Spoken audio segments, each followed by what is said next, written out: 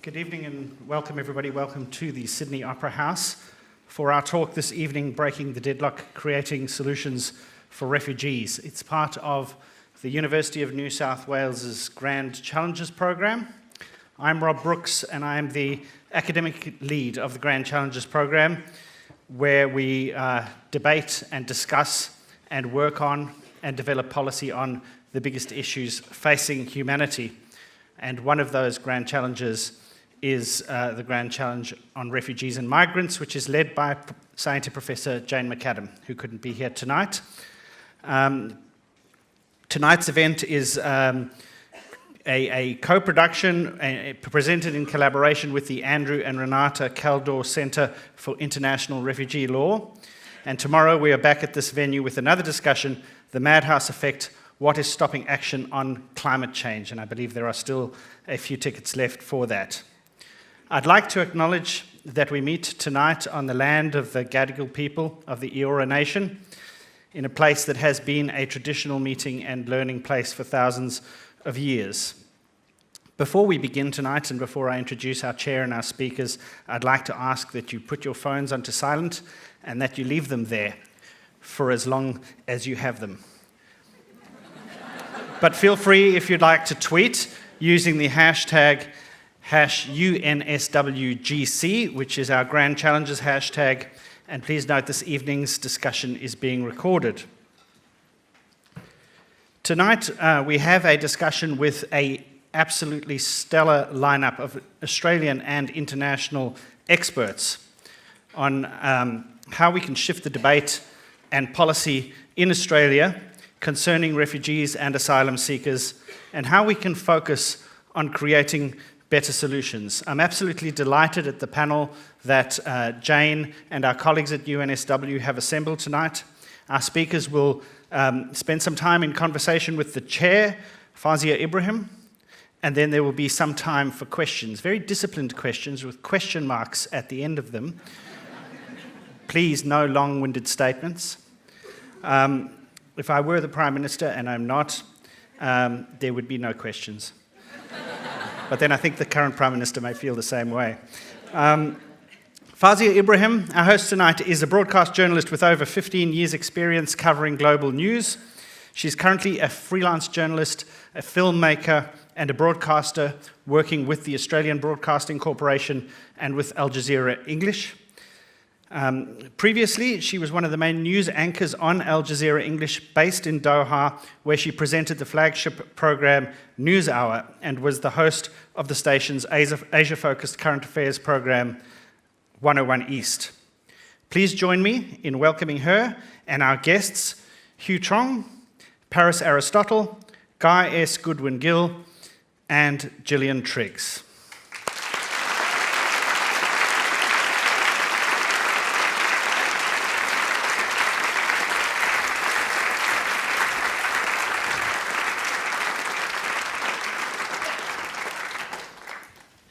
Good evening. Thank you so much for coming to the event. I guess while we're here, I may as well introduce our stellar cast on our stage this evening. Right at the very end there is Gillian Triggs. Gillian Triggs was the president of the Australian Human Rights Commission from 2012 to 2017. She was dean of the Faculty of Law and Challis Professor of International Law at the University of Sydney. Gillian was also director of the British Institute of International and Comparative Law. Gillian, thank you so much for being with us. Thank you. Thank you. Thank you. Thanks very much. Thank you. Right next to her is Paris Aristotle, who is the CEO of the Victorian Foundation of Survivors of Torture. He's worked with refugees for over 25 years. Paris has served on several state and federal government bodies, including the Prime Minister's expert panel on asylum seekers in 2012. He was awarded the Order of Australia in 2017, named in 2017 Victorian Australian of the Year.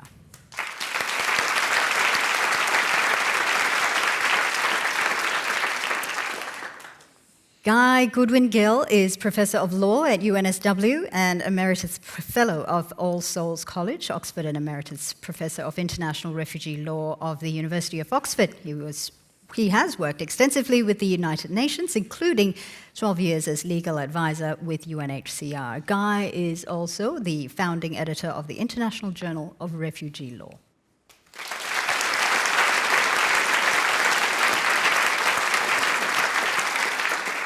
Rounding up our panel this evening is the CEO, Hugh Truong, CEO and co-owner of the ALI Group and a founding director of Thrive Refugee Enterprise. In 2000, he was recognized as the Australian Financial Review E-Commerce Entrepreneur of the Year. Not bad for someone who came to Australia by boat in 1978 as a Vietnamese refugee. He's also known as Refugee in Chief. Thank you. Thank you.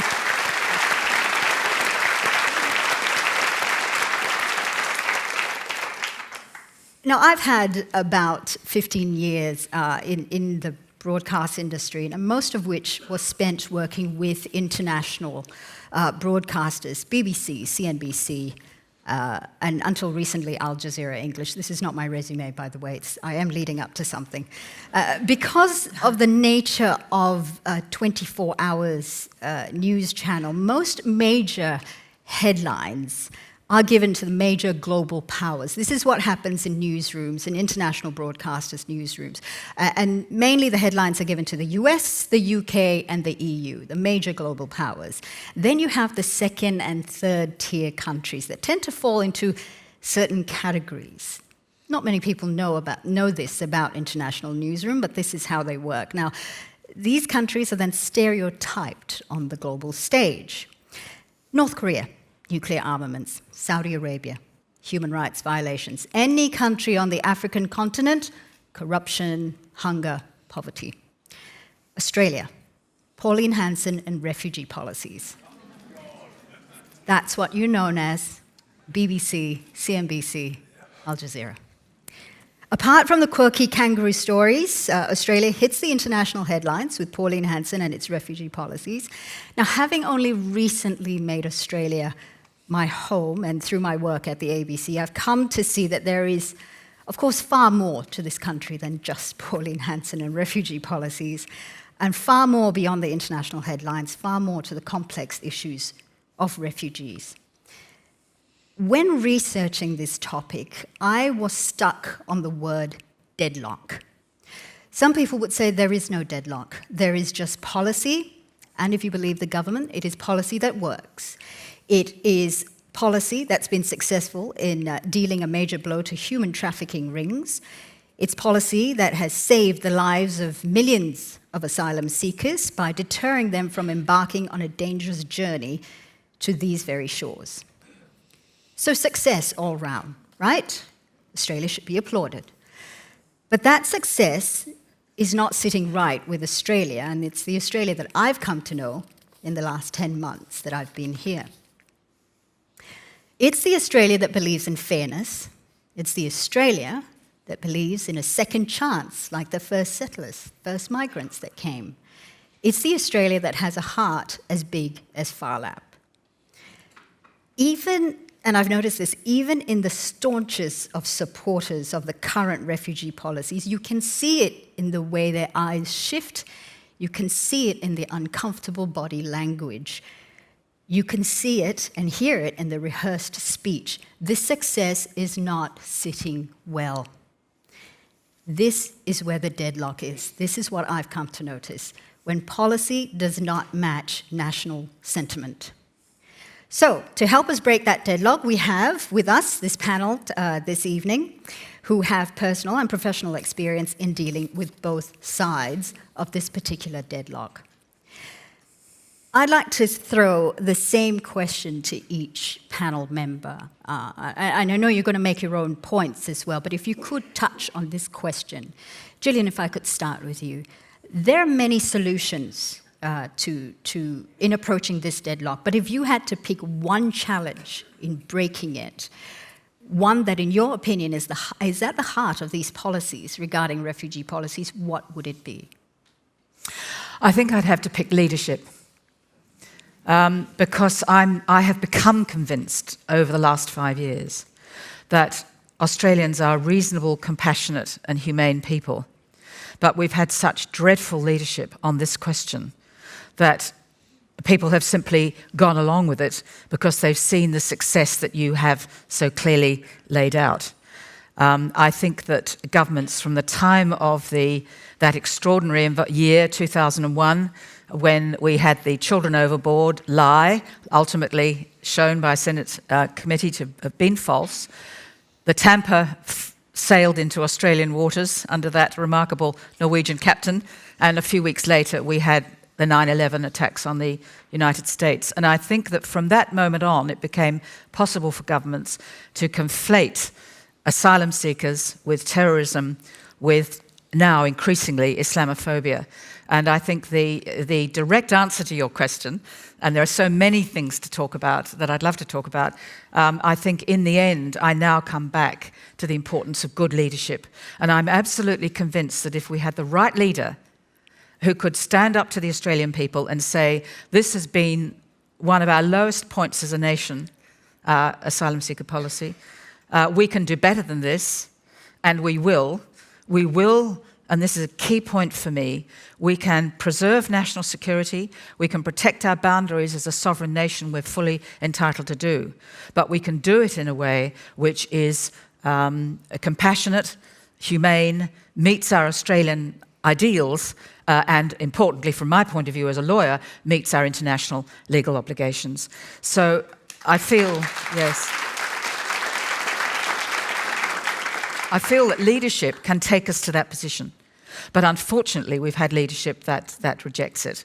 I think one myth in particular that concerns me is that there's not a scintilla of evidence that suggests that treating people with inhumanity and cruelty on Christmas Island, where I've been 3 times, Manus, Nauru, and the detention centres that continue in Australia that we hardly think about, an hour or so's drive in Villawood, Yonga Hill, most people have never heard of it, with hundreds of mainly single men, and of course at MITA, that we have really embarked on an inhumane process, but there is nothing that evidences those inhumane policies and stopping the boats and saving lives at sea. In other words, we are stopping the boats because we have a military force that has effectively achieved that outcome. And so that is why I think I can say with some strength that we can continue to save and protect our borders. We can act to protect national security, but we can also act in a way which is humane and consistent with our international human rights obligations. We'll delve more into how we can actually address all these issues, but I want to throw the same question to Paris as well. If you had to pick one challenge in terms of breaking this deadlock, what would it be? Well, if I can ditto with Gillian's comment about leadership, although I'm not as convinced it will be as easy to sway a lot of people with leadership alone. I think you need a leader to actually present reasonable and decent and effective strategies for dealing with things that don't compromise our humanitarian values. In addition to what Gillian said, I think, and this leads on, one of the great myths about approaches like these to dealing with asylum seekers and refugees is the belief that punitive deterrence measures, in fact, are an effective way of dealing with these things. And I think many people in the political sphere and in the wider community actually believe that they're essential to achieving that outcome. But there's not a skerrick of evidence to prove that. I've been in this work for 30 years now. I was around the last time we had detention centres operating in Woomera and Baxter and Port Hedland and so forth. I've been through this period as well. And I can tell you with absolute honesty and confidence that if you were to ask someone to demonstrate to you or show you the evidence that being punitive in a deterrence sense has any impact on the flow of people to Australia, they won't be able to provide it to you because it doesn't exist. the things most people are fleeing are far worse than even the circumstances that we may place people in. And people smugglers don't care about it either. So this notion that will work is false. What it is very effective at, and where there's much more evidence about, is the psychological damage that it does to people who are trapped in those sorts of circumstances. And I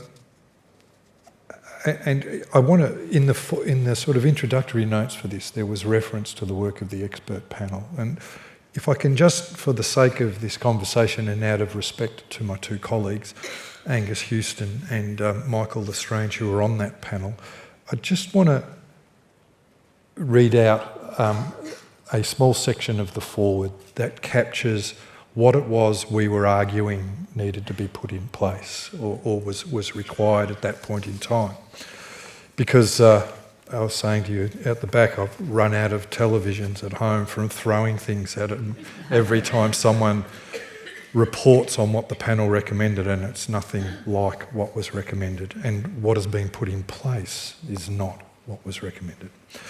But the primary position that we held and the strategy that we advocated was there are no quick or simple solutions to the policy dilemmas and humanitarian challenges that asylum seeking create. We believe that Australia can and should be hard-headed but not hard-hearted, that practicality and fairness should take precedence over theory and inertia, and that the perfect should not be allowed to become the enemy of the good. We believed that no single focus can provide an effective basis for policy making, and that strategies need to shift the balance of Australian policies and regional arrangements to give greater hope and confidence to asylum seekers that regional arrangements will work more effectively. And rather than denying asylum seekers the right to take terrible risks, there's a responsibility to create opportunities that would enable their claims to be processed more fairly and effectively in ways that would make those risks unnecessary. And that remains my position today, that the thing that is absent from this is building the architecture necessary in the region to produce a regional protection framework to stabilise populations, assess people's claims fairly and in a timely way, and provide decent and durable outcomes for them. If we don't like the activities of people smugglers, and I don't think they care about the people they move. If we don't like that, instead of punishing the people that have had to resort to taking up their services, let's put an alternative system in place that provides safe pathways for people as opposed to them risking their lives. There's not a lot we control in this space. We don't control the commencement of wars and conflicts. We don't control outcomes or religious conflicts. We don't control the way in which people move. But there are three things we do control.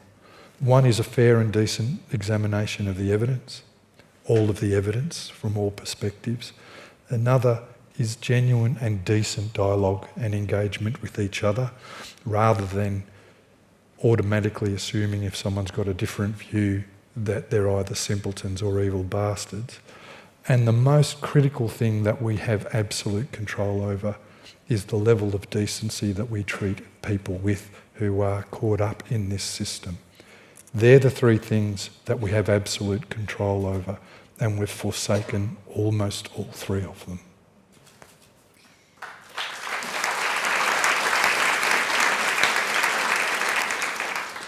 Some very good points as well, and I want to come back to talk about our regional partners and the cooperation that we may or may not get from them as well. But now I want to go to Guy as well, and as you make your points, if you could touch on the one challenge you think that is needed to break this deadlock. If only it was so simple. Yeah. No, first of all, let me start by saying how happy I am to be here, also in the capacity of acting director of the Caldor Centre for International Refugee Law, during the absence on leave of Jane McAdam, and to recognise the critically important work that Jane has done over the past 3 years since the centre was established to bring evidence-based research into the picture. very important what she has achieved, and I hope that during the next years to come, we will be able to continue to do so. I was interested by the use of the word deadlock. You raised it in your opening remarks. And, like many a lawyer will do, I went to the dictionary to make sure I understood exactly what was meant by it. And it is actually quite helpful, a situation in which no progress can be made, an impasse, a dead end. Now, the Kaldor Centre is committed, as I mentioned a moment ago, to open evidence-based dialogue.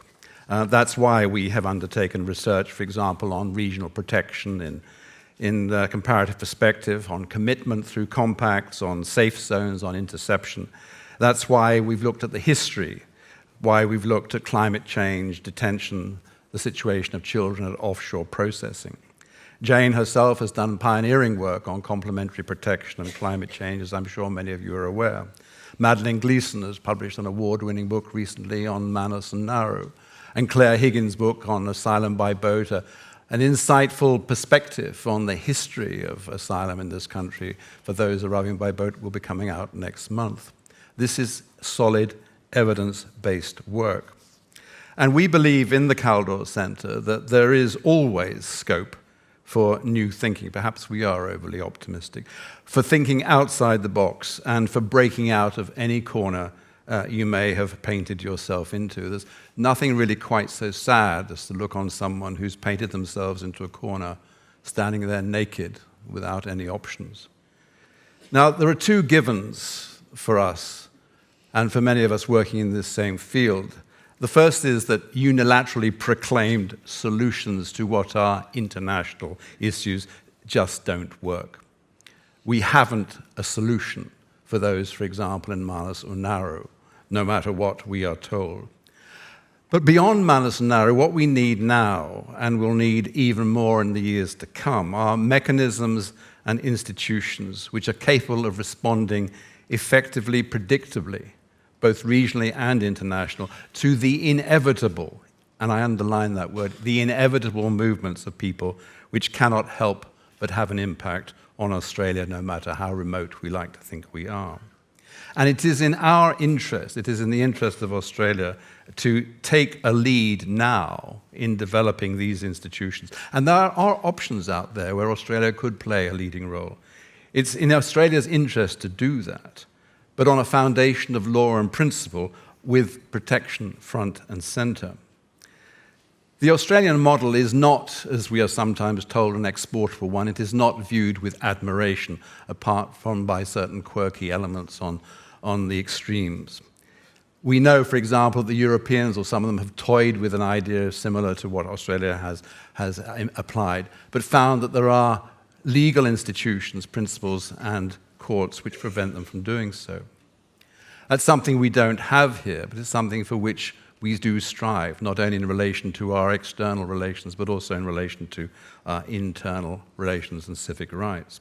We may think, for example, that we're in a period of quiet at the moment, and I think that, unfortunately, is one of the reasons that governments are encouraged to think that everything is all quiet on the Western Front or on the Northern Front. But periods of quiet tend to disappear, don't they? We heard recently an expression of commitment to military intervention in North Korea. Does anyone seriously think that that would not produce a massive exodus of people in search of solution? And does anyone seriously believe that that would not have a direct and shattering impact on countries to the south of the peninsula, including Australia? Conflict is a major driver of displacement.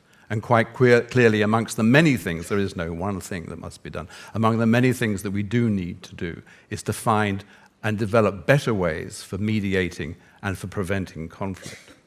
Climate change also, which will be discussed here tomorrow night, is a driver. It adds to the pressure. It can itself be one of the reasons behind conflict over resources. And the spill out from that, look at the Central Lakes region in Africa, is again displacement. And the trickle-down of that, effects of that cannot be and ought not to be underestimated. And another factor, too, that needs to be taken into account and is often forgotten in this context is the impact of poverty, the lack of development in many countries which causes levels of desperation very often not so very different from that of the refugee in flight from human rights violations, from persecution, from conflict. The International Labour Organization has confirmed there is already a crisis of youth unemployment. They are not going to sit quietly and die. I wouldn't, and I don't imagine you would either. You will try to find an opportunity, a livelihood, so that you can support yourself and your family. So what I want to do, if there is the one thing I want to do, is to see the Kaldor Centre and others contributing to this important evidence base to which we've all referred up to now, to enable us to cut through the propaganda, and it is propaganda, because it is not evidence-based when we are told that this is a fine solution, that we have achieved something remarkable. We have not added to the sum of protection in the world. So evidence-based material is what we want to put in the public domain so that the public can see what's going on, can understand also that effective policies and practices are best implemented, are best discussed and implemented in a climate of transparency, accountability, and the rule of law, which are ideals to which any government aspiring to be the government of a representative democracy should aspire. Thank you.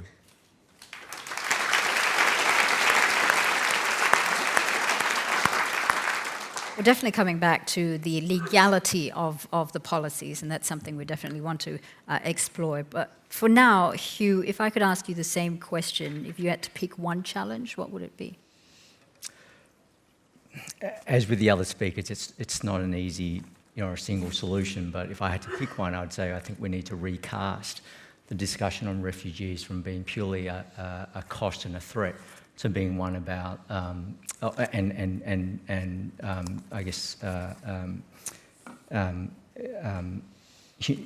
sort of humanity to being an economic opportunity for Australia. I was at a workshop last week where there were two politicians who attended, and they made it pretty clear to the participants that unfortunately, in their words, quote unquote, the bleeding heart was no longer being listened to and having an impact in terms of government policy. And so unless things could be reframed economically or in a different lens, it was unlikely to have much of a cut through, which is unfortunate, but at least was a frank admission reality. So if we were able to recast the whole refugee discussion differently, we may be able to progress forward. And at a personal level, myself and my family came to Australia in 1978 under very different circumstances and to a very different reception back here. But when we landed in Australia, we just saw what an amazing opportunity, not because of the state welfare system or housing we were provided, but because it was a really safe environment where there was a rule of law, and where we knew that if we worked hard and became educated, we could actually make something of our lives today. And my siblings and I and our extended families and tens of thousands of refugees over many decades have actually proven that out. And I think Australia has benefited enormously from it, as much as the refugees themselves have benefited from being in Australia. And over and above the economic contribution that's been made, I think we've now got generations and hundreds of thousands, if not millions, of descendants of migrants and refugees who are now fiercely loyal Australians. And that's a narrative and a positive that we don't often talk about or hear being portrayed in the media, and certainly not one that's in any way articulated by our leaders. And I was thinking about Gillian's comment about leadership and thinking about the history of Australia and what points in time where we've had not profound leadership in a way that really shaped the nation and helped us build to becoming where we are today. And there was a particular period post-World War II where Australia's population was about 6 or 7 million, and we had John Curtin and Arthur Caldwell at the time, and they came out and provided a narrative around populate or perish, and went on to build a whole program of mass immigration that took our population from 7 million or 6 million to 11 million over 20 years. But beyond the actual population growth was there was a nation-building program that was remarkable when you sort of look back on its history in terms of the impact it's had. So not only did we become more secure as a nation, and, with a larger population, we also became economically much more vibrant. So all the migrants that came, provided labour for infrastructure programs like the well-documented Snowy River scheme, but also provided the consumption base that then paid off those investments and provided us the economic platform to build to where we are today. So we became economically stronger, we became more secure, but we also became a much more just and socially aware country. It's hard to imagine how that program or that narrative was positioned, because we were still in the depths of the White Australia policy at that point in time. And yet, when you looked at the wave of that additional, several million that came to Australia, initially it was British citizens that came out, but then as time went on, we went to Italians, Greeks, and many other cultures and nationalities that now provide us with the fabric of Australia that we know it as today. And that wasn't, I imagine that wasn't an easy leadership, in a sense, to provide to the country, where the prevailing perception at that time was that part of our British ancestry and to be white had been part of our success. So here you are, you're a Prime Minister and a First Immigration Minister trying to bring a whole country along with you as to why we should effectively double the population and do it in such a way that would benefit the nation and also bring in people that were no longer white, I guess, at that point in time. And countries like Italy, we've just actually been at war with during World War II. So, as I understand the way that leadership was provided, it wasn't just about providing the narrative, but then it also had the programs and infrastructure projects and the resettlement policies that went underneath. And it was very terrific, proactive project management and planning. And they were able to do that because there was that bipartisan compact that was agreed to, but also the compact with the community where people acknowledged and understood why this was happening and therefore supported, even though it may have, as a personal level, made them slightly uncomfortable. If we draw on that for inspiration, that period of time and the impact that it had, is there a way that we can recast our current challenges where when we look at 65 million displaced people with 23 million odd refugees, that there's an opportunity for Australia to effectively tap into another global talent pool, if you will, that can then lead to the next evolution of Australia to become even greater again. Greg Sheridan, who's a journalist who writes with the Australian, and often talks about defence. And I wanted to focus for a minute on national security, because that seems to be one of the key points that the current government makes about why we have the policies that we do. Greg wrote in this article back in 2010 that populate or perish is still as relevant today as it was back in 1945. He wrote in the article that Australia's military national security is in large part tied in with the US, and we see some of the drawbacks of that when we think about the Iraq War and even Trump's comments this week about North Korea. And if we were able to get Australia in 2050 to be 40 million or more, then that would provide a population base and economic base for us to be much more self-sustaining from a national security point of view. And this actually goes to the heart of the thinking in the US at the moment, when they think about their population approaching 400 million at a similar point in time in the future. And it's not just the population size, but it's also the renewal of that population. So the estimates in the US by 2050 is that a quarter of their population will be 65 and above. In China at the same time, the estimates that people over 60 will be 31%. Australia, according to the intergenerational report, will be on track to be going from 22% to 28% over the age of 60. And that's just obviously just one measure of economic and population renewal, but it's a really important one. And so when I think about, we've got this global pool of refugees and displaced people in need of a home. We in Australia have enormous capacity to take a lot more people who can help us get to 40 or 50 million with the right attitude and bring that positive energy, drive, motivation to help create the next economic horizon. I sit back as perhaps as a business person, if we were talking about a company having access to this talent pool, we would be rubbing our hands with glee. And yet Australia is doing everything it can not to participate in that.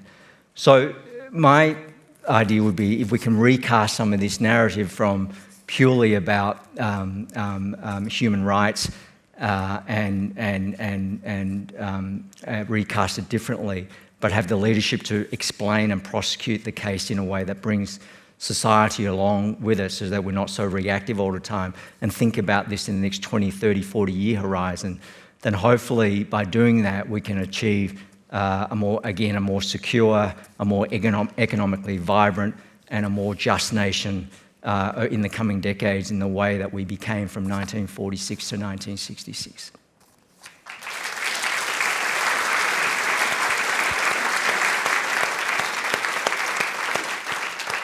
All very good points, and some people may actually come back here to say that, well, if you give more of the pie away, then the cut is a lot less. But we want to come back to that a little later. Now, Australia's refugee policies is very complex, and there's a lot of elements and working parts to it. But the two main issues that always come back, and it's something that the international broadcasters tend to focus on always, is turning back the boats and the detention centres. And these are the two things that I'd like to address right now. And let's take them separately. Gillian, I want to come back to you. And you mentioned leadership. You were the first person on this panel to mention leadership. Since the Howard government, every government since then has used this turn back the boats in the name of national security. The current government says that it's worked. It is successful. We have turned back the boats. There are a few people coming. Is it successful? Well, it's superficially successful in the sense that it has stopped the boats, or most of them. Although it's shrouded in secrecy, we don't really know the facts, but I think I can accept that to a very significant degree, the armada of military force and billions of dollars have effectively stopped the boats and been a deterrent on people smugglers and boats coming across. So that is a pretty much agreed fact.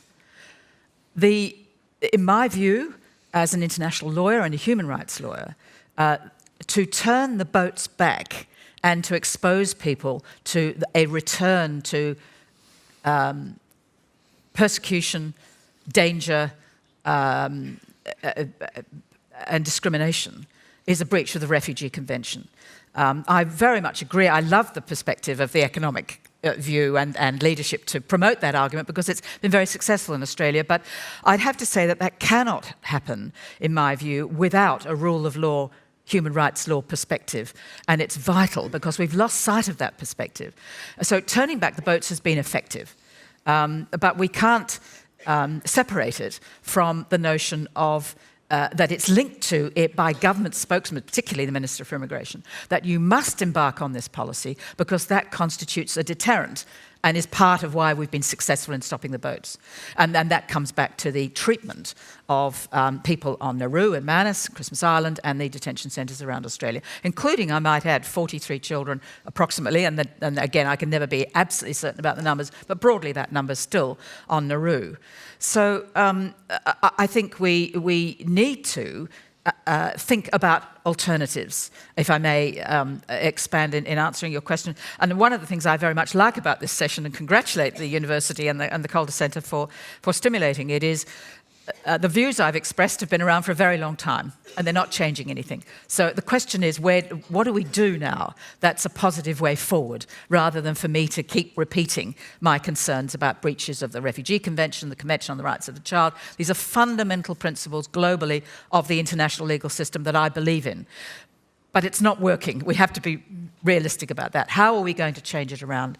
And I think the kinds of arguments that have been made about economic opportunities is a wonderful way of capturing public attention and giving an opportunity for leadership.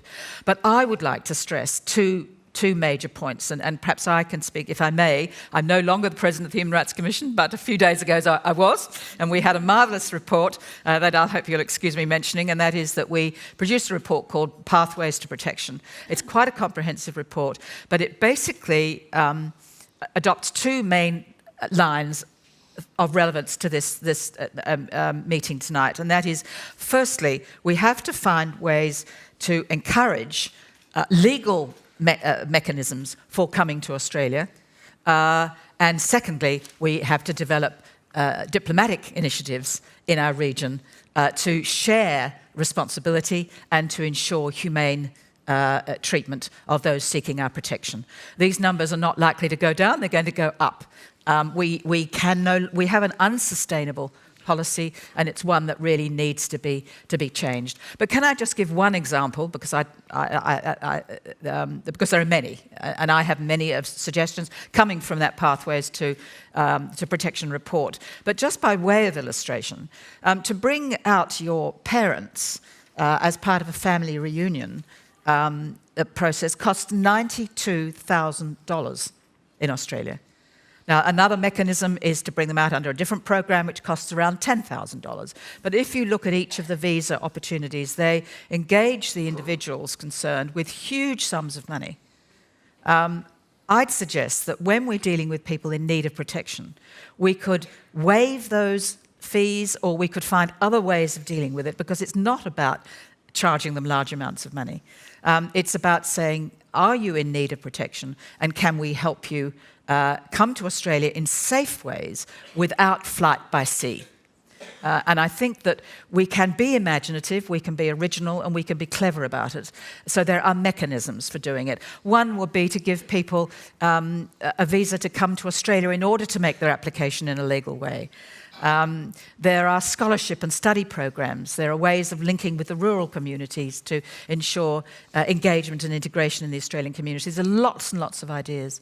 But equally, and the other theme that was developed very much in the report is trying to work within our region, possibly through the Bali process, and Paris may have more to say about that, the so-called Track 2 diplomacy, to try to come up with a regional approach. But I think a unilateral response by Australia, coming back to your question, Fauziah, and I've been around the traps a bit, but to come back, stopping the boats is unsustainable. It's illegal, in my view, and indeed in the view of international law and the United Nations systems. But it's also very damaging for our relations in the region that we've taken such a unilateral approach to this. And I think it's good for the future that we work much more collaboratively with our neighbours to see if we can accept a regional responsibility.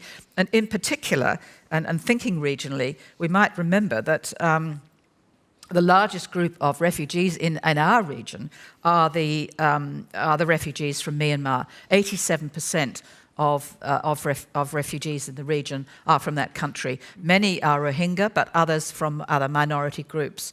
And if we could focus a little on the seriousness of that question and come back to Guy's point about looking at some of the causes of conflict and poverty and discrimination and persecution, we might be able to help those countries deal better with their own problems, to help host countries, Pakistan, Sri Lanka, Malaysia, Indonesia, to act with them and work with them more collaboratively. So I think there are solutions, but turning back boats as a unilateral exercise is not a long-term solution, and it can't be. Scholarships, diplomatic conversations, all very good points. Not as sexy as big boats on the sea, though. That's what the Immigration Department would say, though. Not as sexy as? The big boats on the sea, turning back the boats. It's not as sexy. The Immigration Department, Border Force, want to show off their big boats. But I will come back to the issue. Yeah, I wouldn't say it was very sexy, frankly. Or rather, it's not my view of sex, but we won't go there. We definitely won't go there. But can I say, Fauziah, that it really does cause me great pain to know that we spend billions of dollars on this, and the Australian Human Rights Commission has a budget of less than 15 million as a core budget. It is deeply shocking for me that something that is so important to our ethos as a nation, and I should say, and many of you in this audience will remember, that it was great Australians that negotiated these treaties. Doc Everett, of course, in the UN, and the Universal Declaration of Human Rights, and others right up until the 90s. We were a major player in developing this system of law, or the process of law, and I think it's very discouraging that in successive governments we do not support human rights in Australia, or apart from, to a degree, through our aid program within the region. So Australia is breaching international conventions, international law. Guy, I want to bring you into this conversation, and I just want to quote a particular case. In 2015, the High Court, Australia's High Court, ruled in favour of the Australian government in a case involving a month-long detention of 157 Sri Lankan refugees at sea. Now, the High Court found that the federal government had acted lawfully and that Australian authorities were not obliged to offer procedural fairness. How is that so? Well, that just reveals, I think, that if you forgive me for saying so, the deficiencies of the Australian legal system. There is no constitution, as I understand that phrase in a modern 21st century sense. That's to say, there is no sufficient instrument or charter which it clearly imposes limitations by reference to the rule of law on what the executive can do, what the legislative can do, and so on and so forth. There is no bill or charter of rights which seeks to protect the individual either. So what the High Court was doing on that occasion was simply applying Australian law. And for an international lawyer such as myself, that's just interesting. It's not right, because they haven't, in our view, as international lawyers, taken what ought to be taken into account. So they've applied domestic law, and in that respect, they're perfectly correct. At the same time, being critical of the High Court, I think it's regrettable that they didn't follow the example that the Supreme Court and the House of Lords in the United Kingdom have done when they first heard a whiff of the possible repeal of the Human Rights Act, which was to dig back into the common law and come up with principles which they indicated would also be, or could also be, used to restrain the excesses or arbitrary treatment of the executive in particular cases.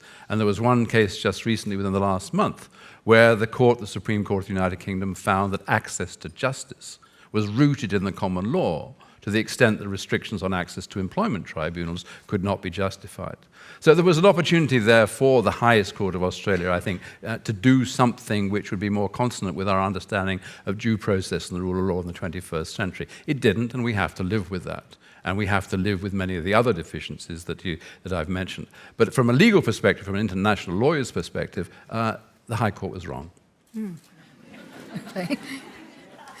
I guess another question that sort of it came up to me at one point, I think Gillian and I, we spoke about this on the phone prior to this too, is that, but this is a question, Hugh, that I'd like for you to address. The refugees that do come, whether they're from Afghanistan, whether they're from Sri Lanka, wherever they're from, there is a transit point, and it's usually Indonesia or it's Malaysia or somewhere in between. Why don't they settle there? Why do they then risk their lives to get to Australian shores? Well, probably in some respects not dissimilar to the reason why our family risked our lives to come to Australia, because it is a country with a terrific legal system, notwithstanding what Guy just said. Our values, particularly around gender equality, there's so many things about Australia that's wonderful that, people do want to come. But having directly experienced being on a boat, trying to get to Australia, as well as had extended family who've been on boats that have either drowned or be attacked by pirates, it's not something you want to promote or wish on anyone.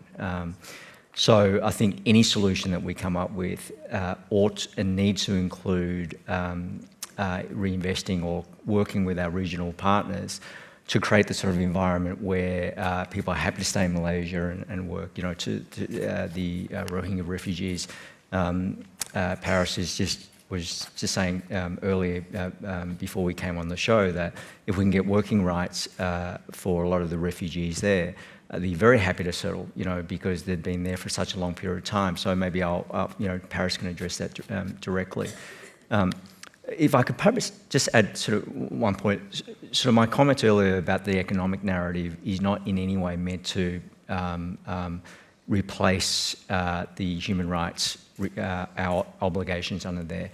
But the unfortunate reality, as Gillian, you just pointed out, is that it's human rights alone is not getting the cut through we need from our political leaders and the community to really try and change our policy and our thinking around this. So what I'm, suggesting or promoting is, on top of our human rights obligation, if we can create an additional narrative that then combined makes it perhaps more compelling for the case to change the way we're approaching it currently. Could I come in on that just because I happened to arrive in Australia the same year you did, 1978. And I came as the legal advisor for the UN High Commissioner for Refugees, and I was then based in Sydney. So I'm well aware of the wonderful job that Australia did in that period. And history doesn't repeat itself, but it shows us models of what can be achieved. And one of the reasons why Australia was so successful in regard to Indochina refugee movement was because of its commitment to the region. It put people out there. It put immigration officers and external affairs officers out in the field in Malaysia and Indonesia, the Philippines. And that commitment to the region, I think, was a major contribution in the overall settlement of the issues arising from the tragedy of Indochina. I think that's an important point to stress. So much good was done.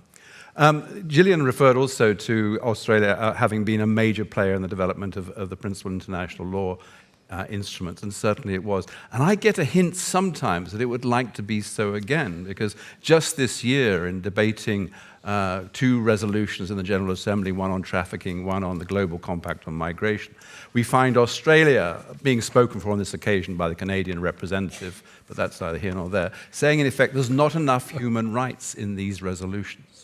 There's not enough reference to the necessary involvement of national human rights institutions, Gillian, in these instruments. There's not enough gender sensitivity in these instruments. So Australia is out there, actually. Now, was this a cynical ploy with a view to getting elected to the Human Rights Council, or does it reflect something deeper? From my contacts with particular officials, I think it does reflect something deeper, something which I hope will be nurtured and will grow. Paris, talk to us about the regional cooperation that Australia is currently involved in. I mean, because the refugee issue isn't just one country. No, it's not just one country, and one of the real challenges, which is why one of Hugh's points about the economic narrative is important, is that that's probably a more realistic focus in the region in order to bring countries into this space than trying to get them to start from the humanitarian angle. Because while this may be a first or second tier political issue for us here in Australia, it's not in Indonesia or Malaysia or Thailand. They've got hundreds of millions of people living on less than $2 a day. They're trying to build infrastructure and architecture in some cases. They're trying to hold democracies together or political movements and institutions together. So the things that Australia has always seen as really important to us, they don't necessarily share that same interest. So what are the areas of common interest that you can work on and then grow a wider human rights type agenda off the back of? And I think some of the points Hugh's made relate to that question. The Bali process's title doesn't mention refugees and asylum seekers in it. It mentions trafficking and it's not coming to me now, but it basically transnational crime, trafficking and other things, so smuggling and so forth. But it is starting to shift some focus, and I'm involved in a Track 2 dialogue process which has several members of the senior officials from the Bali process involved and engaged. And they're trying to carry this agenda into the formal Bali process. And the crisis in the Andaman Sea a couple of years ago, where there were 8,000 primarily Rohingya adrift and dying, and they were floating around for a long period of time before the international community decided to respond. And I think the response in the end was sort of grudgingly undertaken. But it has forced the region to think about those issues and whether or not they are actually adequately prepared for dealing with such a crisis again, because, as Guy says, there will be another crisis and they are going to have to find a way to respond, and it's going to have to be better than the way in which we have been responding. So I think there is a heightened level of awareness and appreciation of the fact that these are issues, but it's incremental. And if we believe that we're going to be able to build a regional approach or platform that starts from a strong or pure human rights platform or base, then we're in fantasy land.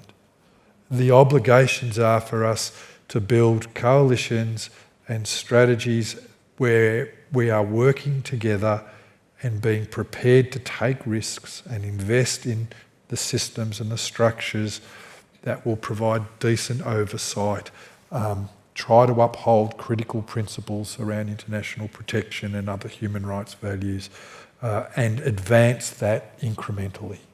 It's not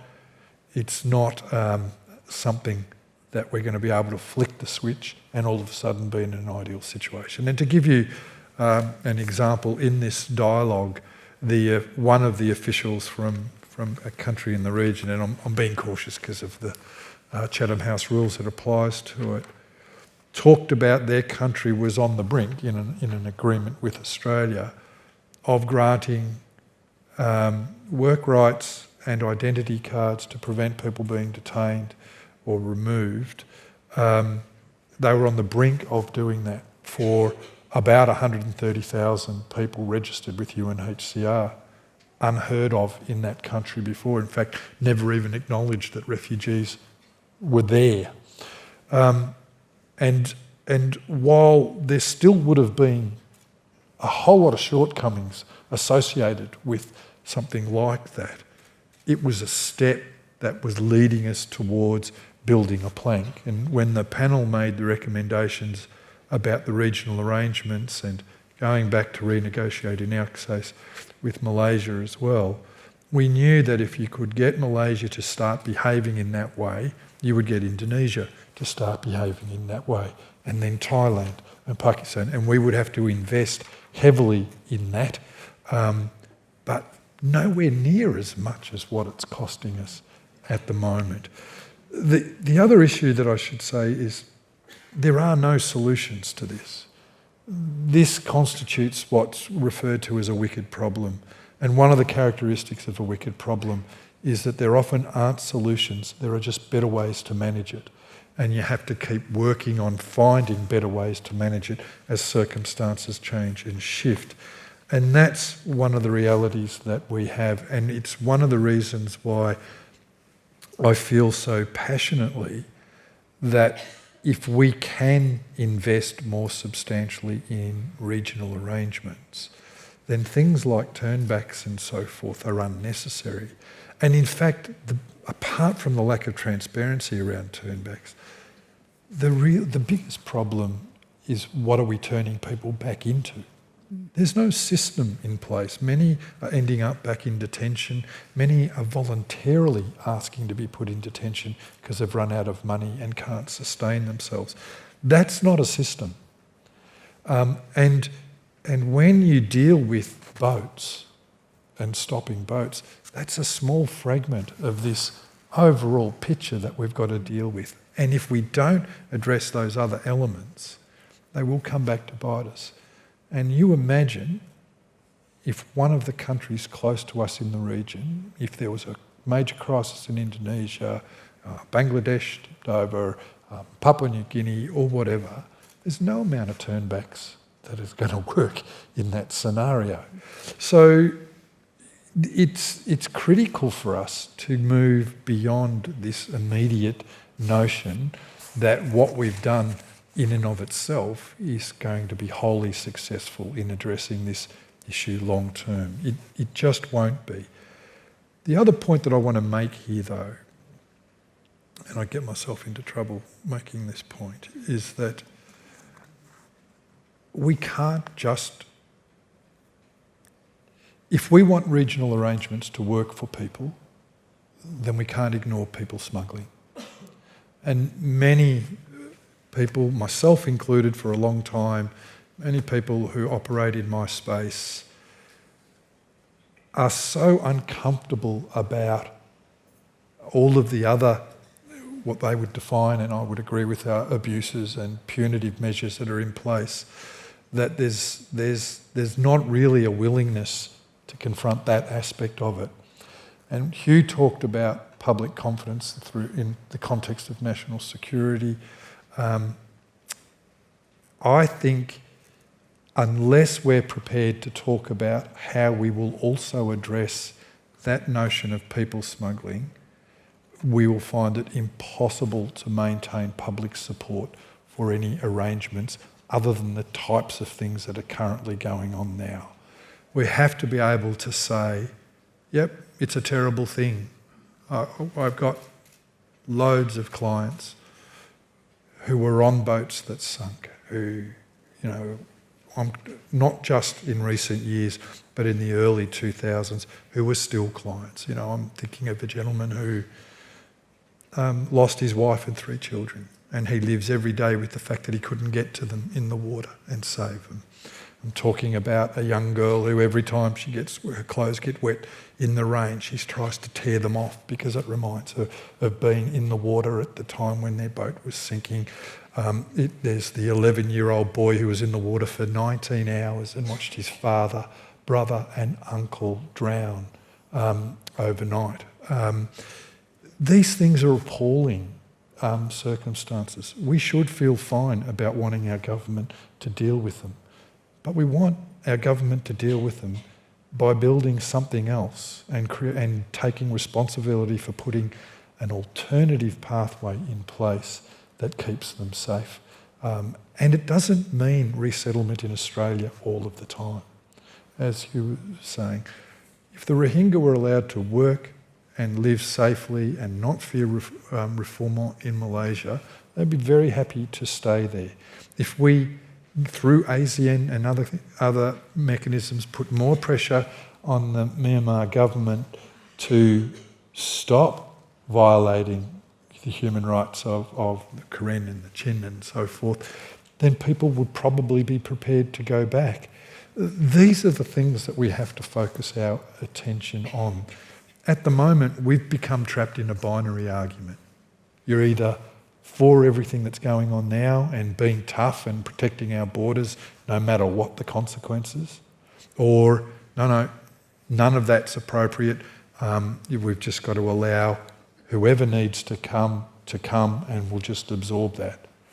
And the truth is, if we leave the debate at those two ends of the spectrum, we're not going to be able to carry the people with us, and no one will have the courage to take the leadership role on to try to drag us to that space. And the deadlock will continue. Now, I want to pause this debate for a while and just remind the audience that we will be taking your questions soon. So if you have a question, please keep it brief and make your way to the microphones, which I believe are on the sides of the aisles. So if you want to make your way now. I want to now turn our attention to the issue of detention centres. Now, as Paris had touched on earlier, they weren't meant to be detention centres. We all know that. They were meant to be processing centres in order for people to move on to better lives and second chances. Gillian, we've had several litigious cases brought on by refugees in these detention centres against the Australian government. Some of them have been successful. Is this the way to soften refugee policies, I suppose? Is this the way to change it? It'll take a long time, but is this, with each and every case, is there then success? Well, with litigation, going up ultimately to the High Court, you can chip away at these more extreme policies that breach absolutely fundamental rules. And you can go back to the Magna Carta, which in the middle of it says, no man may be detained arbitrarily without trial and conviction by his peers. These are fundamental principles, they're not new ideas. And it's taken the really rather brave work of the pro bono lawyers to take these matters to the High Court, and they've chipped away. But let me give you an example of why it's not ultimately proving to be very successful, and that is the Malaysia solution. Now, you might recall that the government had done a deal with Malaysia. It may have worked, we don't know. But basically, the litigation lawyers took the matter to the High Court of Australia and said this was contrary to a particular provision of the Migration Act, which would require that Malaysia was a party to the Refugee Convention. The High Court said Australia is not a party to the Refugee Convention, and therefore the people's swap could not take place.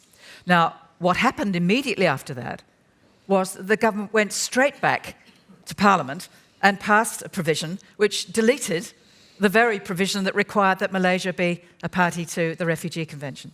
So all of that work that went into getting that bit of jurisprudence at the High Court was for naught. The other point, and it comes back to something that Guy was saying, is that Australia is the only common law country in the world without a Charter or Bill of Rights. So, if I may just take a moment to explain the point of contrast, that the unanimous decision of the Papua New Guinea Supreme Court, a court established after independence in 1975, found that to hold these men in the conditions in which they were being held constituted a detention of liberty contrary to the Papua New Guinea Constitution. But within weeks of that decision, we'd had a decision of the High Court of Australia to the effect that the detention, the mandatory detention of those in detention centres was valid under the Australian Constitution. So we've got an extraordinary juxtaposition of a modern court with Bill of Rights provisions into its constitution, and in fact a now very dated constitution that on all sorts of other issues, including citizenship, is now looking very dated. We cannot solve problems that other countries can solve because we are exceptionalist and unique in this way. So, yes, litigation can help. Our litigation lawyers have put enormous amounts of time and effort. But you'll also notice a third point about these litigation cases, and that is the moment the barristers have made a really good case, they get to the door of the court, and the Australian government settles on a without prejudice basis, a ex gratia basis. Now, what that does, and it's a difficult one for lawyers to talk about because lawyers must represent the best interests of their clients. And if that helped those clients and gave them a payout and so on, that helps those clients. But from my point of view, I was looking for some jurisprudence that could say holding the people at all was contrary to the duty of care in Australia and ultimately to international principles. And that we lose. And time again, you'll see the challenges being made to the courts, but where there's a negotiated settlement right at the door of the court. We've seen a bit of a change just in the last couple of days, and I haven't seen the details, but it looks as though the secrecy provisions in relation to those speaking out will be withdrawn. Can I just say one more thing, as I've got the floor for a moment, please excuse me, but I did want to mention that there are some green shoots out there, and some of them Paris has referred to experimental programs in Malaysia and Thailand. There are changes, and maybe it has to be incremental. But going back to the law again, Australia has made a commitment to ratifying the optional protocol for the Convention Against Torture. And while that's perhaps not attracted very much public attention, it's actually a very, very important move forward for Australia because it means we would have both an international monitoring and national monitoring system of not only detention centres but aged care facilities, our Indigenous youths in detention, in juvenile detention and so on. That's a green shoot. And another one is Guy mentioned the Human Rights Council. It looks as though we're going to get onto that council in October. Not because we've been voted on, but by default, because France has withdrawn. But I don't really mind how we got there. I think the fact that we're there draws us out of this exceptionalist and isolationist approach by Australia into the global environment of assessing human rights. So I am always an optimist, and I, coupled with the techniques that Paris has set out and the work that's been done on track to diplomacy, I think we can inch our way forward to some better, more humane approaches. Hugh. Yeah, I wouldn't mind just weighing in on detention centres. You just feel that we won't be able to actually close those detention centres down until the public understand that there's a viable policy to stop boats from continuing to come and requiring processing centres to be open, or detention centres. The government, unfortunately, have, very clearly linked stopping boats with detention centres and boat turnbacks. The tragedy is that we've spent, since that policy was restarted, $16 billion, or approximately that amount, in driving these strategies, and the public now believes that's the only answer we've got. They don't like it necessarily for all the human rights issues that we've talked about, but they don't see an alternative. And so $16 billion buys you a lot of aid and influence in the region. In terms of creating job visas or influencing human rights in Myanmar. So, and we're now caught into a situation where we're fiscally constrained. Aid budget's been cut to fund some of these existing policies. So we are in a real bind. So somewhere within this, we've got to be able to invest the time and the budget to start influencing in the region, put these solutions in place, and then off the back of that, hopefully come up with a solution that says we're now ready to shut down detention centres. So the regional solution is a really important one, and we need to get right. And the second one is the domestic one, to be able to prove the case that even if we give amnesty to all the existing people in Manus and Nauru, that anyone else coming into Australia will not be a cost and a burden to Australia, but in fact will contribute to the economic pool, which is something I mentioned earlier. Which is exactly the reason why, if I can give a quick plug to Thrive, why we started Thrive Refugee Enterprise. We wanted to provide a very clear mechanism, and so Thrive, I should say, it's a non-profit organisation set up to provide loans to refugees to start micro businesses, and in many cases become self-employed. These are a lot of the applicants that we get are people that don't have the networks or the social capital to go and apply for a job, or they do apply for a job but don't get it, and we give them the financial support and the business mentoring so they can actually become self-employed. We started 4 or 5 months ago. We've now made 12 loans. We've got about 30, 40 in the pipeline, and that's in Sydney, and we're creating similar, about to launch in Victoria. Beyond these cases of loans, what it starts to do is actually creates an opportunity for all stakeholders to start coming together, have a different conversation. So at that workshop I mentioned last week, we started having a conversation with one of the members of Parliament, and we also had the head of the regional Victorian Authority coming and saying, well, we've got skill shortages and labour shortages in regional Victoria. How can regional Victoria be part of the solution of settling refugees for economic benefit over and above human rights and compassion? So I think that's what we've got to start doing is rather than perhaps just sit there and feel helpless about it, is start, no matter how small or big, start coming up with sensible, viable programs that start to shift the public discussion and debate about where we're at and how we approach refugees, both domestically within Australia and regionally with the countries we need to work with, and re-shift some of our budget back towards aid and trade so that we can actually have that influence. And that's a far more sustainable way of preventing boats coming to Australia than trying to turn everything back that comes our way. A very pragmatic approach there. I just want to pause again. If anybody wants to have a conversation with us, ask any questions, please make your way to microphone 2 and microphone 1. I will come to you in just a few minutes. Guy, I think everyone would know the Trump-Turnbull conversation and this transcript that was leaked recently. Apart from the fact of how these two leaders came across, is there a debate as to whether governments should practice the letter of the law, the spirit of the law? And there's no debate about that. They are bound by the law and ought to fulfill their obligations effectively and in good faith. But I think what's interesting about that conversation, it was a telephone conversation, and I think one might make allowance for at least one of the parties who possibly wanted to keep the conversation going against all odds. But that being said, I think it does also cast an interesting light on what I'm glad to hear are no longer called regional processing centres, because after all, they seem to have been set up without anyone bothering to involve the region.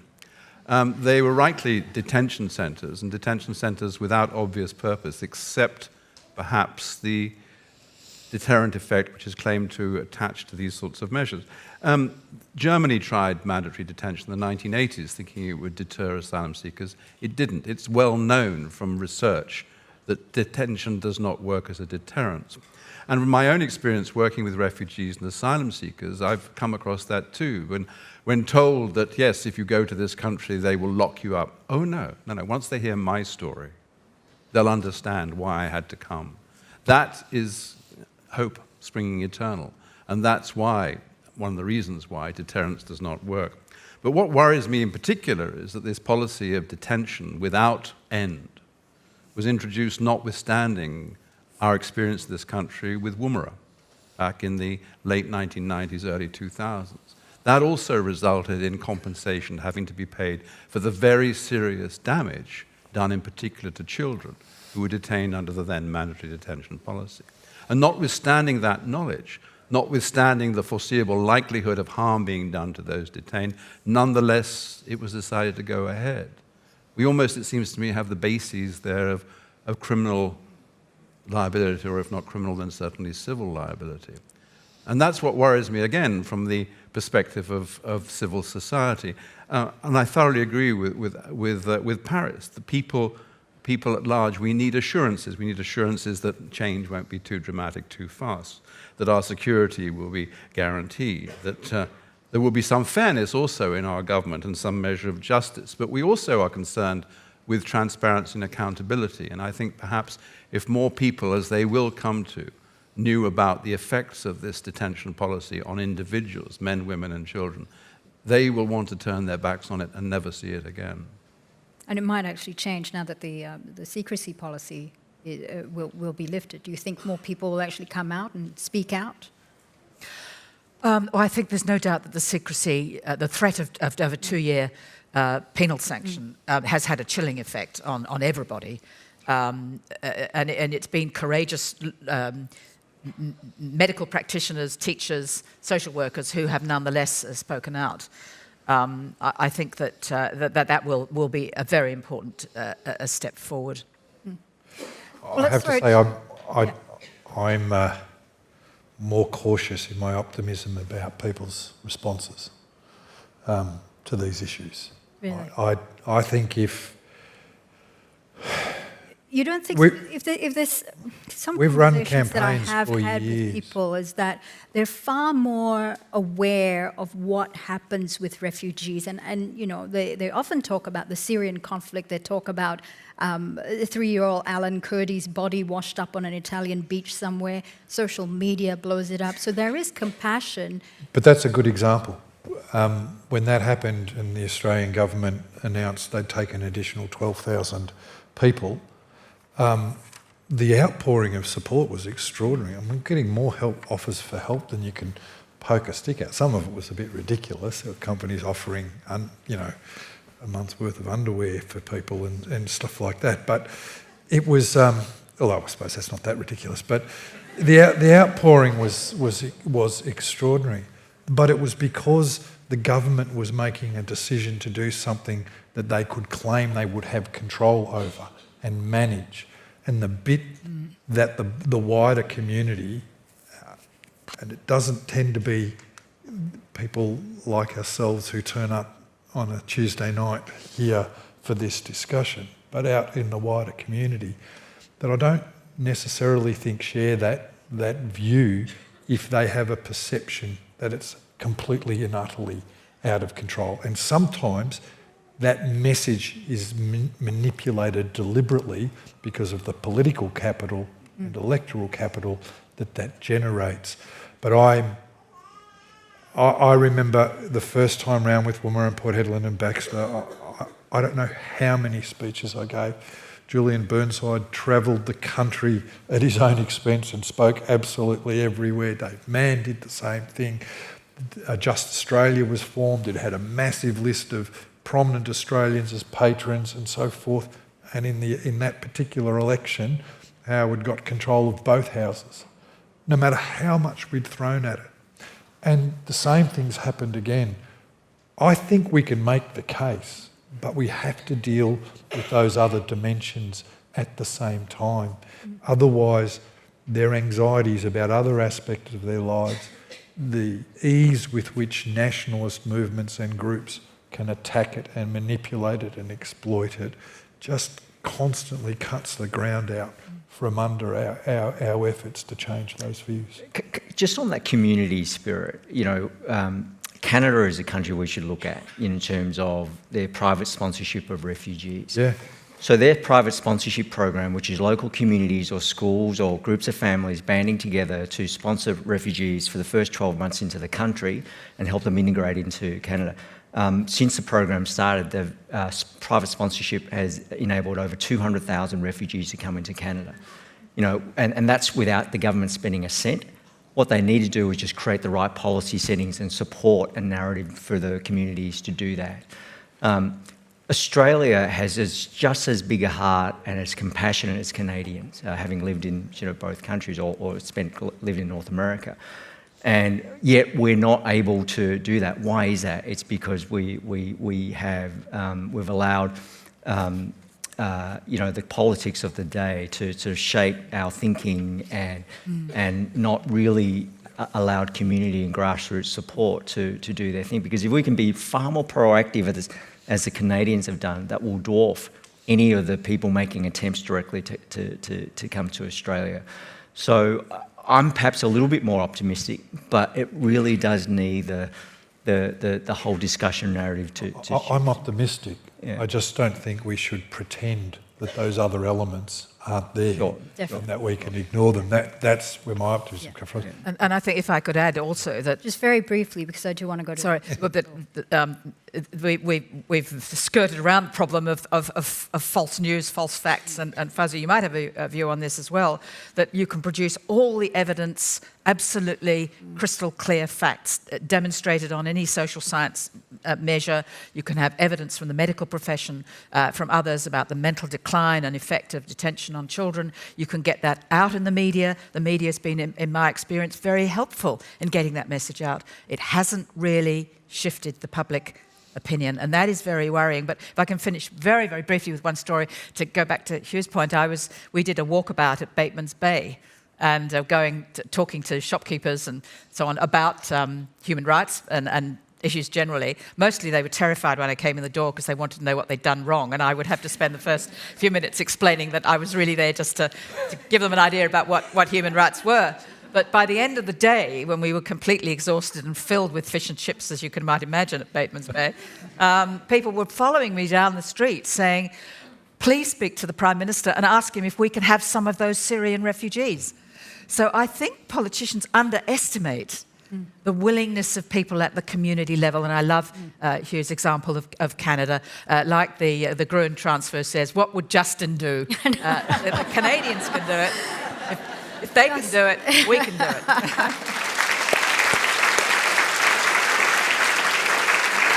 And with that, now we've only got 10 minutes, so I really need to make sure that your questions are very short, very brief. If I could quickly go to microphone 2.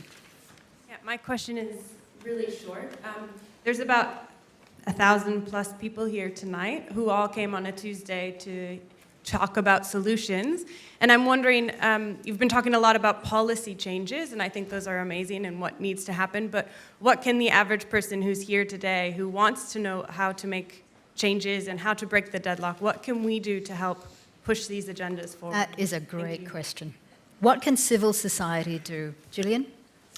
Well, we haven't mentioned civil society tonight, so thank you. It's a terrific question, and I meant to, but didn't quite get it in. We must work with civil society and the NGOs and the humanitarian bodies. But to come back to civil societies in Australia, I'm saying wherever I go to speak about this, please individually speak up. Write something in the newsletter of the book group that you belong to, or speak up at the school. I gave an interview a little while ago, and I said, I'm surprised that Australians aren't leaping up and down with the concerns about children in detention. And a little private school in Glebe heard me on the radio, and they got their own little campaign going where all 9-year-olds are all leaping up and down on the video to show their support for children in detention centres. So I really believe in the community speaking up and not being frightened to say what they know to be true.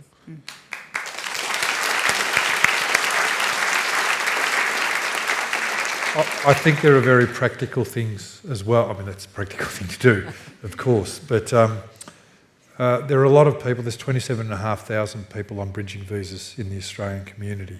And a little-known fact is that the suicide rate amongst that group is 3 times higher than the rate of the Australian population, higher than for people in Nauru and Manus. So we've got a very large number of people in the Australian community who are doing it incredibly tough, who've been in a situation of limbo for a very long period of time, and who are about to go through a determination process and will end up getting a decision one way or the other.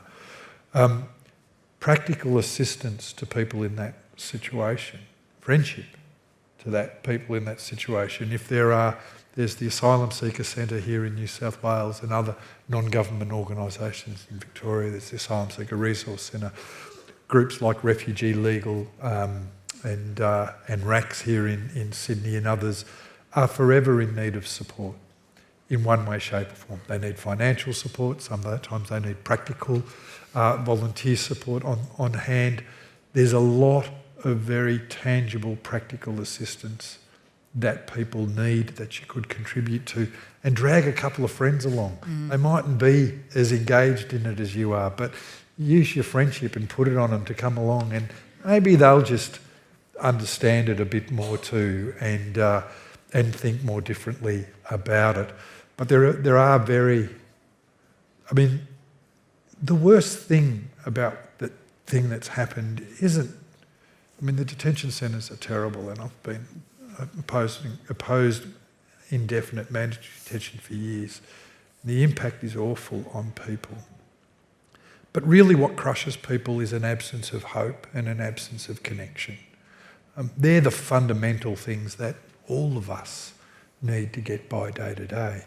And it's through that tangible relationship, showing that you care about this, regardless of what the refugee outcome is going to be. But as a human being, that you care about the situation that they're in, and finding ways to show that would make a very big difference to a lot of people. I want to go to microphone 1, very briefly, please. It's a bit short for me. My question is very straightforward. Firstly, I want to say that I came to Australia about 13 years ago. And I had a family member who came to Australia around about the same time.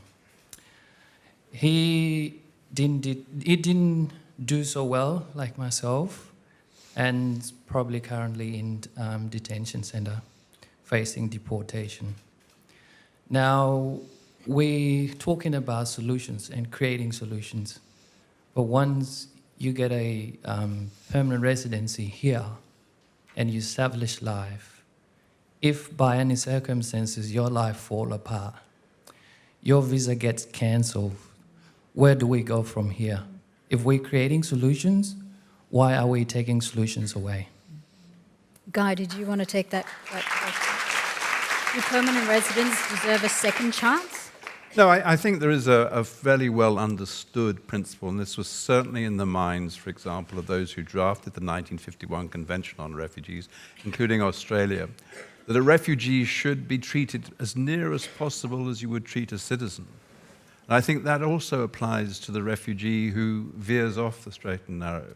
that he or she should not be subject to removal where a citizen would not be subject to, as a citizen would not be subject to.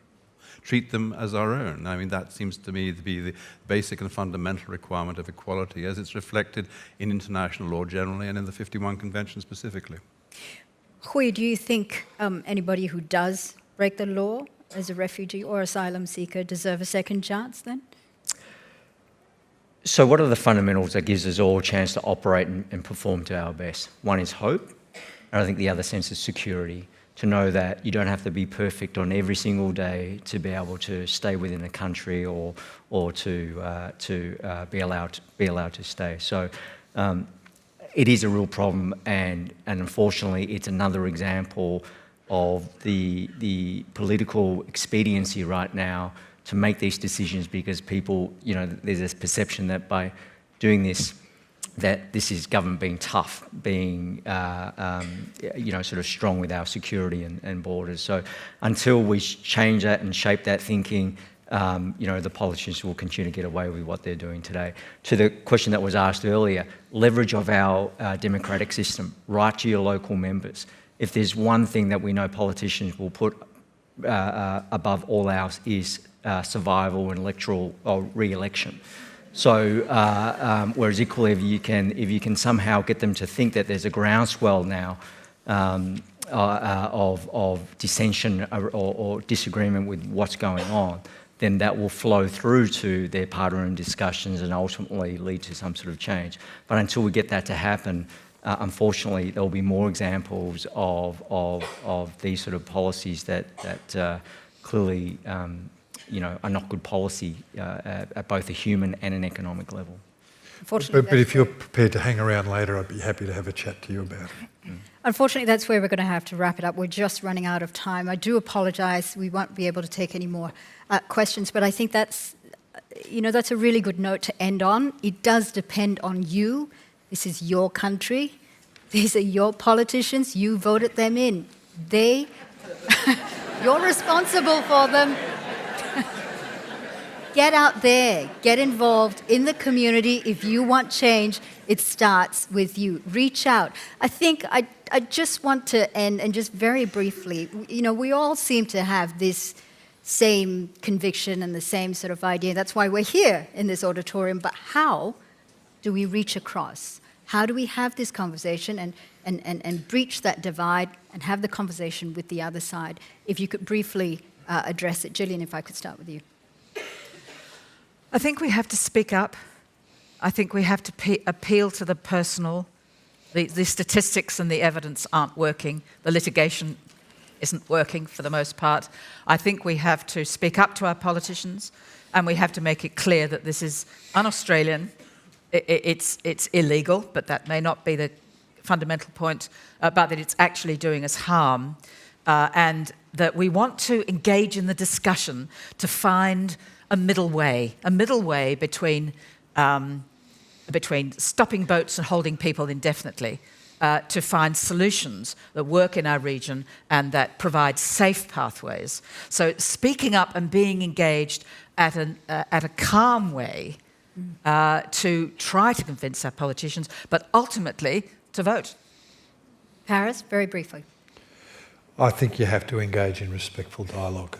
I think with people who may not necessarily agree with you, or you may not agree with them, you have to give the chance of some sort of conversation to take place where you can actually share perspectives differently without automatically assuming that, as I said at the beginning, they're simpletons or evil bastards. I just believe that...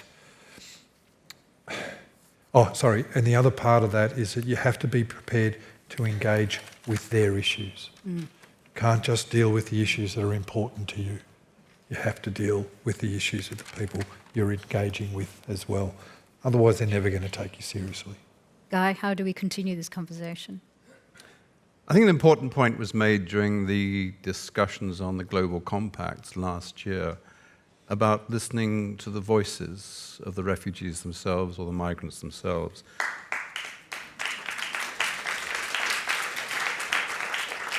Do not speak about us without us. And I think that is particularly important for us active in the civil society, as well as for those who take decisions on our behalf. But I wanted to finish with, by calling attention to a beautiful book by Mohsin Hamid called Exit West. And he conjures up a world in which there are doors through which you can move to wherever, from Syria to Mykonos, from Mykonos to London, from London to Marin County in California. And at one point, he contemplates, or the protagonists contemplate the possibility that they might, as migrants, be attacked. They're not attacked, but they remark at the time that on this occasion, decency won out. But then he makes the particular point also, which I think is important, and bravery. For courage is demanded not to attack when afraid.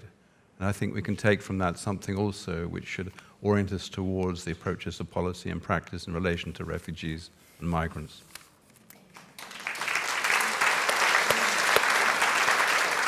If I could end with you, how do we breach that divide? How do we keep this conversation going and make it an effective conversation? You know, I guess I echo Paris. We have to find common ground to have that discussion.